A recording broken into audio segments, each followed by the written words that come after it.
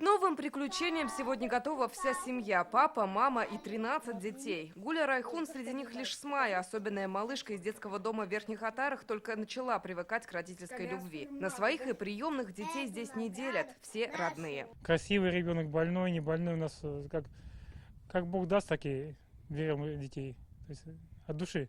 Широкой душе большие просторы. Из казанской квартиры семья недавно перебралась в Лаишевский район, где вместе достраивают дом. Убираться дома и на улице — это не стыдно. Мы вся семья работаем все вместе. А вот школу детям выбрали все же казанскую. Гуле нужно коррекционное обучение. Ездят туда и обратно каждый день. Благо теперь поможет новая семиместная машина. Для семьи в 15 человек подарок просто бесценный. Только в магазин сходить, сколько всего купить надо. Ну как все не утащишь. Спасибо большое за такой шикарный подарок.